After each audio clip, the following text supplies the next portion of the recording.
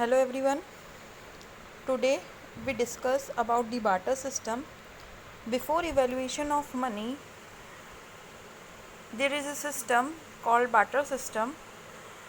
जब मनी का इवैल्यूएशन नहीं हुआ था, जब मनी इकोनॉमी में नहीं आई थी, तब कौन सा सिस्टम चलता था? Barter system.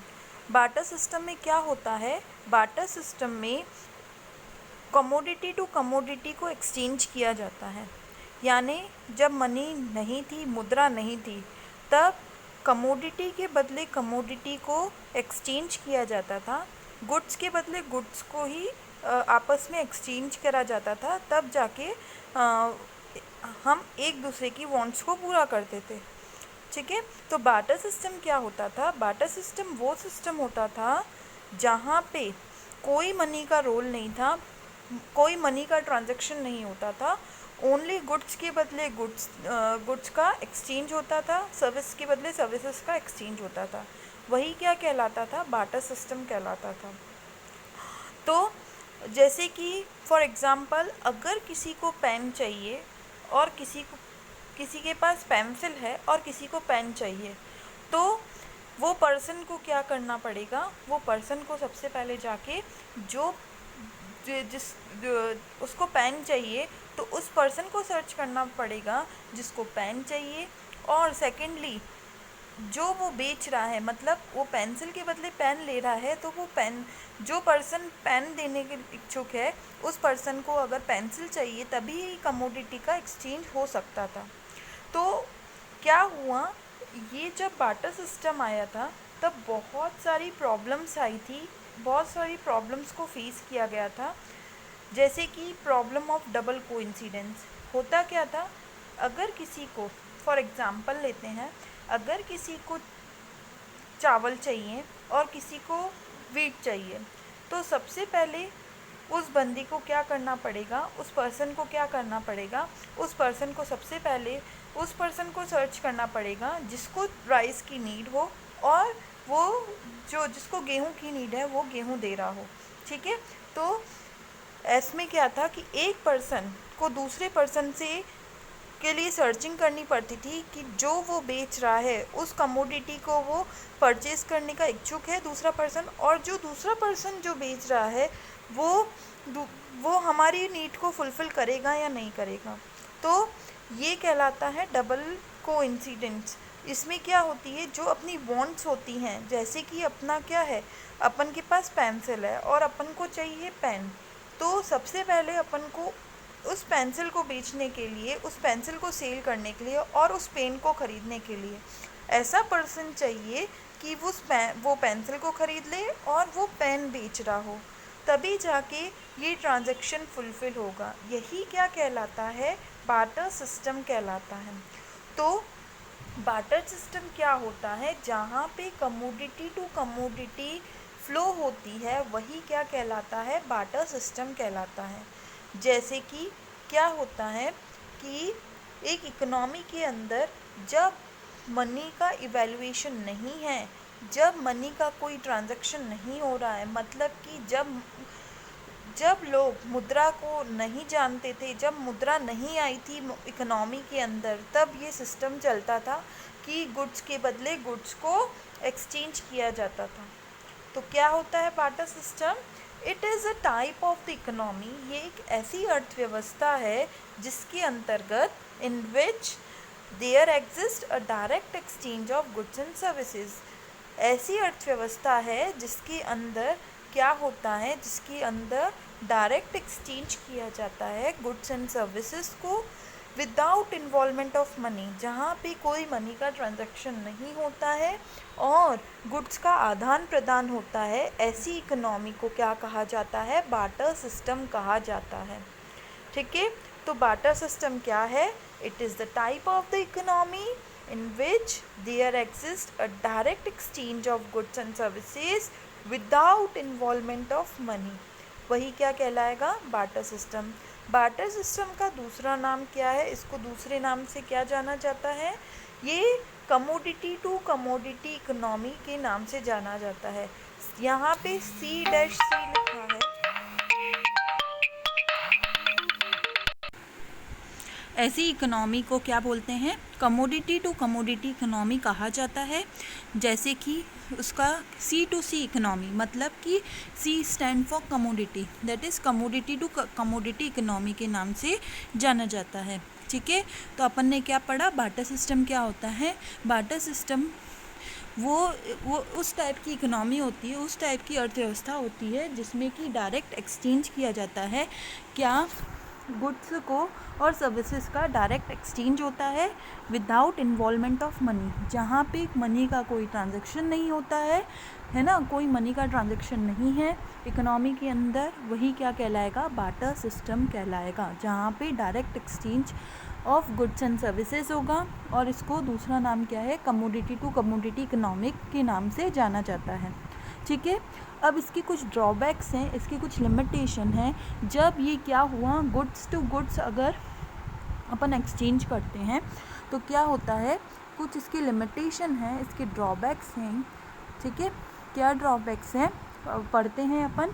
सबसे पहला क्या है ड्रॉबैक, देखो मनी नहीं थी तो क्या होता था, commodity to commodity economy flow करती थी, मतलब कमोडिटी के बदले कमोडिटी को एक्सचेंज किया जाता था। सो क्या था कि जो ये लिमिटेशन है, सबसे फर्स्ट लिमिटेशन क्या है, लेक ऑफ डबल कोइंसिडेंस।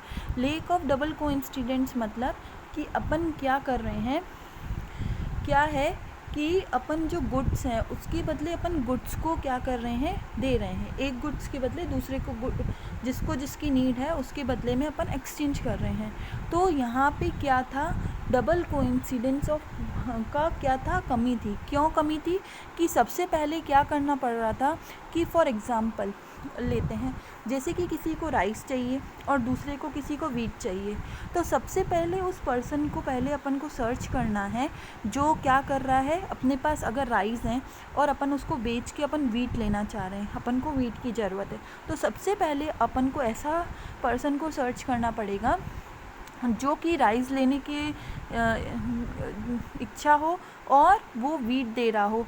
तो इसको करने में क्या होती थी, प्रॉब्लम होती थी सर्चिंग में, है ना। तो क्या होता था, लेक थी इसमें, क्या था, लेक ऑफ डबल कोइंसिडेंस, मतलब कि एक पर्सन को पहले सर्च करना पड़ता था। फॉर एग्जांपल अपने पास राइस है तो अपन को ऐसे पर्सन को सर्च करना पड़ेगा जो वीट बेच रहा हो और जो वीट बेच रहा है उसको राइस की ज़रूरत हो। तो ये क्या हुआ, सबसे फर्स्ट लिमिटेशन लेक था वहाँ पे डबल कोइंसिडेंस का। ठीक है, क्योंकि ये बहुत ज़्यादा क्या था, टाइम कंज्यूमिंग प्रोसेस था। उसके बाद क्या है, lake of common measure of value. ठीक है, अब देखो lake of common measure of value क्या क्या था, अभी अपने पास मेजरमेंट है कि अपन क्या कर सकते हैं, अपने पास अगर मनी होता है तो क्या होता है, मनी के अकॉर्डिंग, है ना, अपन क्या कर सकते हैं, हर चीज़ की वैल्यू को मेजर कर सकते हैं। अपन को पता है कि अपन को 1 किलो राइस कितने में मिलेंगे और गेहूं कितने में मिलेगी। तो जब ये बार्टर सिस्टम था, जब कमोडिटी के बदले कमोडिटी को एक्सचेंज किया जाता था, तब अपने को ना राइस की वैल्यू पता थी ना अपन को वीट की वैल्यू पता थी। तो अपन को ये नहीं पता था कि अपन जो राइस दे रहे हैं उसके बदले में अपन वीट ले रहे हैं, तो उसका मेजरमेंट बराबर है या नहीं है, अपन लॉस में जा रहे हैं। तो वहाँ पे क्या था, प्राइस की कमी थी, वहाँ पे कोई प्राइस का सिस्टम नहीं था, है ना, कोई मनी का ट्रांजैक्शन नहीं होता था। तो क्या प्रॉब्लम थी, क्या थी, मेजरमेंट करने की। फॉर एग्ज़ाम्पल अभी जैसे अपन को पता है मनी की टर्म्स में अपन मेजर कर सकते हैं, अपन को पता है राइस 1 किलो राइस कितने का आता है और 1 किलो गेहूँ कितने की आती है, तो अपन को पता चल जाता है इसमें कि अपन लॉस में तो नहीं जा रहे हैं। लेकिन जब बार्टर सिस्टम था तब क्या था, lake of common measure of value, है ना, अपन मेजर्स नहीं कर सकते थे। ठीक है, क्योंकि देयर इज़ नो प्राइस, है ना। फिर उसके बाद क्या है, थर्ड पॉइंट है लेक ऑफ डिविजिबिलिटी। जब बार्टर सिस्टम था, जब कमोडिटी टू कमोडिटी इकोनॉमी थी, तब क्या थी, डिविजिबिलिटी की भी प्रॉब्लम थी। फॉर एग्ज़ाम्पल अभी आप इन टर्म्स ऑफ मनी क्या कर सकते हो, हर चीज़ को डिवाइड कर सकते हो मनी की वैल्यू में। लेकिन जब बार्टर सिस्टम था तब क्या था, लेक ऑफ डिविजिबिलिटी थी। क्यों? क्योंकि अपन जब मेजर ही नहीं कर सकते किसी चीज़ को तो अपन उसको डिवाइड कैसे कर सकते हैं। तो फॉर एग्ज़ाम्पल अब अपन जैसे अपन राइस लेने गए, अपन वीट लेने गए, तो अपन को पता है कि अगर अपन राइस लेंगे तो अपन को राइस की कितना पेमेंट करना है और अपन को वीट का कितना पेमेंट करना है। लेकिन जब बार्टर सिस्टम था तब अपन को ना मेजरमेंट की पता थी और न ही अपन जैसे 2 किलो राइस हैं और 2 किलो वीट है, अपन को पता है राइस ज़्यादा महंगा आता है और वीट थोड़ा सस्ता आता है, तो है ना। तो अपन क्या कर सकते हैं कि उसको डिविजिबल कर सकते हैं, उसको डिवाइड कर सकते हैं।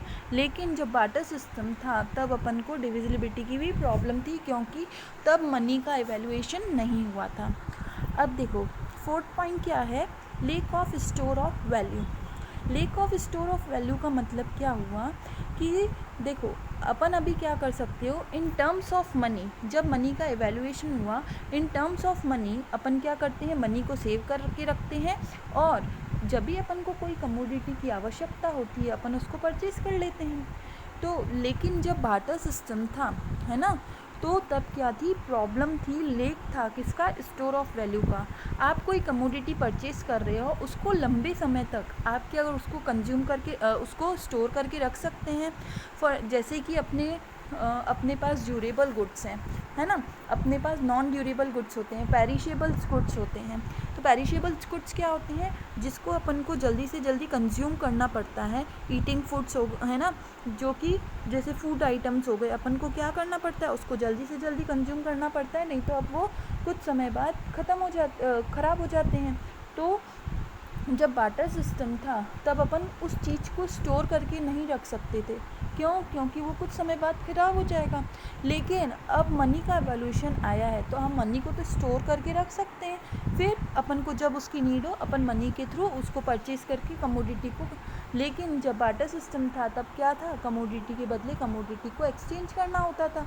तो क्या था उसमें कि स्टोर ऑफ वैल्यू की कमी थी। ठीक है, फिर last one is lake of standard of deferred payment. Deferred मतलब क्या होता है, फ्यूचर पेमेंट।